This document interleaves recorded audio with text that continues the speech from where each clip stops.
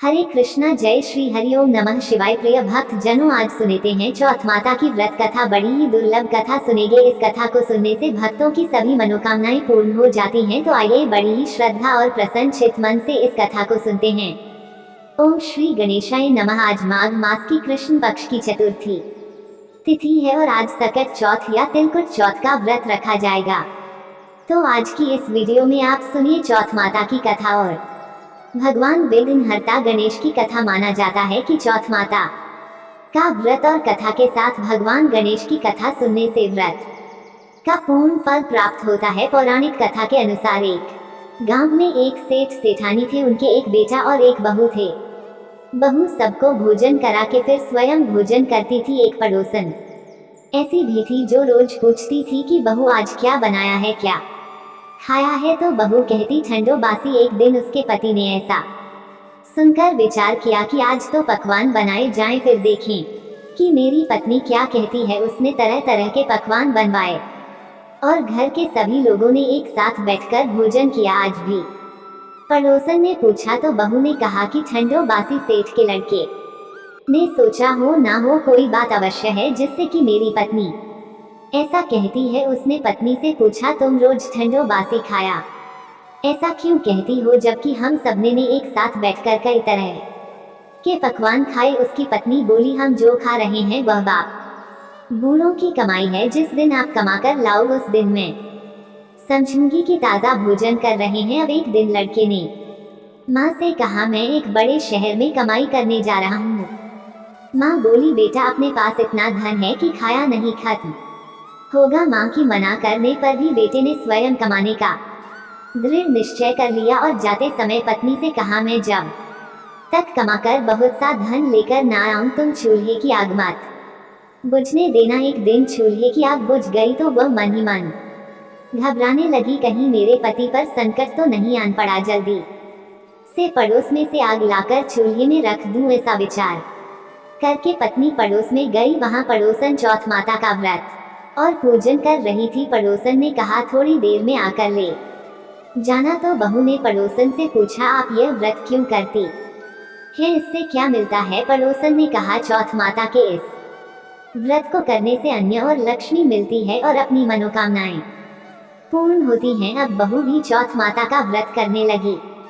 दीवार पर उसने चौथ माता का चित्र बनाया। उस दिन घी और गुड़ का चूरमा बनाकर रात्रि को चंद्रमा को अर्घ देकर उसने भोजन किया। ऐसा करते करते बहुत दिन हो गए। चौथ माता ने उस बहू के पति को सपना दिया कि साहूकार का बेटा तू जागे कि सोवे, तेरी पत्नी तुझे बहुत याद कर रही है। घर जाकर उसकी चिंता मिटा दे। तू दुकान खोलकर कंकु केशर का पगलिया बना के बैठ जाना। आज तेरा हिसाब किताब चुकता हो जाएगा। अब तो चौथ माता ने जैसा कहा था वैसा ही हुआ। उसने घर जाने की तैयारी की और गाड़ी भर के धन दौलत लेकर चल दिया। रास्ते में एक बड़ा सा काला नाग फन फैलाए बैठा था और कहने लगा आज तो मैं तुझे डसूंगा, छोड़ूंगा नहीं। आज तेरी आयु पूरी हो गई है। सेठ के लड़के ने कहा आज चौथ माता ने मुझे सपना दिया तो मैं पत्नी से मिलने घर जा रहा हूँ।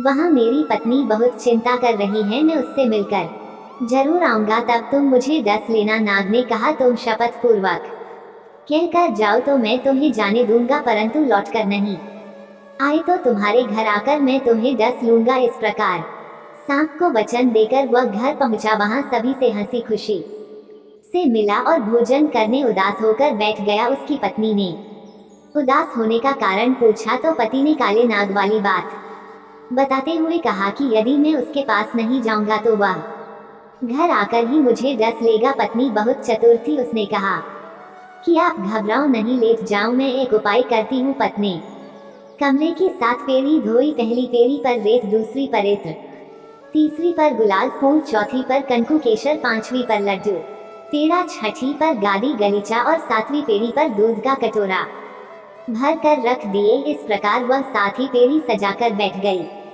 आधी रात होते ही नाग आकर पेड़ी चढ़ने लगा। पहली पेड़ी पर रेत में लौट गया और कहने लगा कि सेठ की बहू ने आराम तो बहुत दिया, पर वचनों से बंद कर आया हूँ सो डसूंगा अवश्य ही। इसी प्रकार 7 पेड़ों पर नाग आराम करता हुआ और कहता हुआ कि डस होगा जरूर, कमरे में जाने ही वाला था कि चौथ माता ने विचार किया कि मैं इसे नहीं बचाऊंगी। ईद को कौन मानेगा। अब तो गणेश जी, चंद्रमा जी और चौथ माता ने उसे बचाने का विचार किया। चंद्रमा जी ने उजाला किया, चौथ माता ढाल बनी और गणेश जी ने तलवार लेकर नाग को मार दिया और ढाल से ढक दिया। अब बहू भी थकी हारी सो गई। दिन निकला तो लोग बेटे से मिलने आए, परंतु बेटा बहू तो उठे ही नहीं थे। बहुत देर हो गई तो माँ उन्हें उठाने गई। माँ ने सातों पीढ़ियों पर जो कुछ देखा तो वह बहुत ही घबराए और बेटा बहू को आवाज लगाई। बेटा बहू उठे तो देखा कि एक ढाल तलवार वहां पड़ी है। अब ढाल उठाई तो वही काला नाग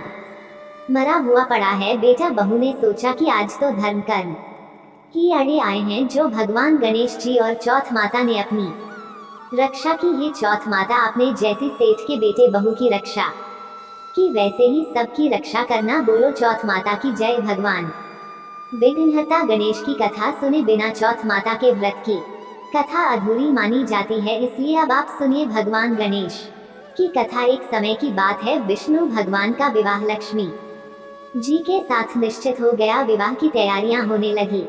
सभी देवताओं को निमंत्रण भेजे गए, परंतु गणेश जी को निमंत्रण नहीं दिया। कारण जो भी रहा हो, अब भगवान विष्णु की बारात जाने का समय आ गया। सभी देवता अपनी पत्नियों के साथ विवाह समारोह में आए। उन सब ने देखा कि गणेश जी कहीं दिखाई नहीं दे रहे हैं। तब वे आपस में चर्चा करने लगे कि क्या गणेश जी को नहीं न्योता है या स्वयं गणेश जी ही नहीं आए हैं।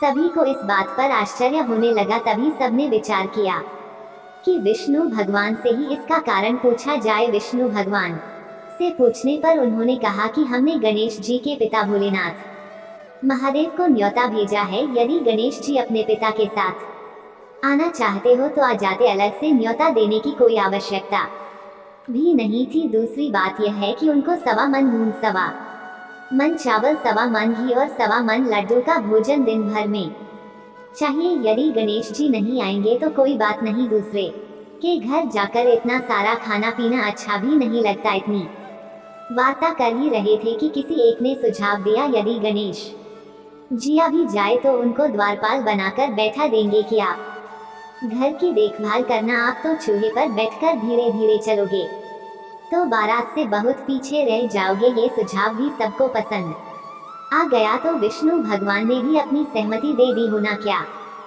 था, इतने में गणेश जी वहां पहुंचे और उन्हें समझा बुझाकर घर की रखवाली करने बैठा दिया। बारात चल दी। तब नारद जी ने देखा कि गणेश जी तो दरवाजे पर ही बैठे हुए हैं, तो वे गणेश जी के पास गए और रुकने का कारण पूछा। गणेश जी कहने लगे कि विष्णु भगवान ने मेरा बहुत अपमान किया है। नारद जी ने कहा कि आप अपनी मूषक सेना को आगे भेज दें तो वह रास्ता खोद देगी, जिससे उनके वाहन धरती में धंस जाएंगे।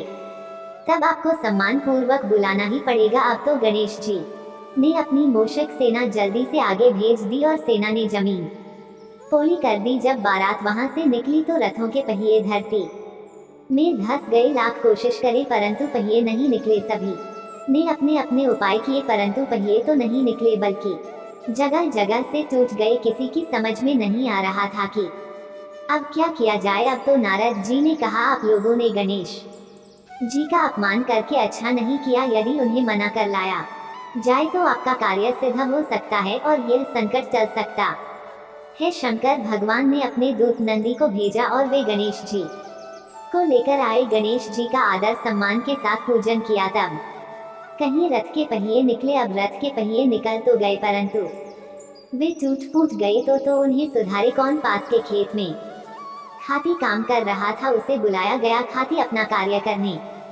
के पहले श्री गणेशाय नमः कहकर गणेश जी की वंदना मन ही मन करने लगा। देखते ही देखते हाथी ने सभी पहियों को ठीक कर दिया। तब हाथी कहने लगा कि ये देवताओं, आपने सर्वप्रथम गणेश जी को नहीं मनाया होगा और न ही उनका पूजन किया होगा, इसलिए तो आपके साथ यह संकट आया है। हम तो मूर्ख अज्ञानी हैं, फिर भी पहले गणेश जी को पूछते हैं, उनका ध्यान करते हैं। आप लोग तो देवता गण हैं, फिर भी आप गणेश जी को कैसे भूल गए। अब आप लोग भगवान श्री गणेश जी की जय बोलकर जाएं तो आपके सब काम बन जाएंगे और कोई संकट भी नहीं आएगा। अब सभी को अपनी अपनी गलती का पश्चाताप हुआ और सबने भगवान गणेश की जय जयकार करते हुए और बारात वहां से चल दी और विष्णु भगवान का लक्ष्मी जी के साथ विवाह संपन्न करा के सभी सकुशल घर लौट आए। हे गणेश जी महाराज, आपने जैसे विष्णु भगवान के कार्य को सिद्ध किया वैसे सभी के कार्य को सिद्ध करना। बोलो भगवान गणेश की जय। तो ये थी आज की चौथ माता की कथा और विघ्नहर्ता भगवान गणेश की कथा। आज की कथा अच्छी लगे तो वीडियो को लाइक करना मत भूलिए और कमेंट में चौथ माता की जय और भगवान गणेश की जय भी लिखिए और हमारे चैनल को भी सब्सक्राइब करिएगा। धन्यवाद।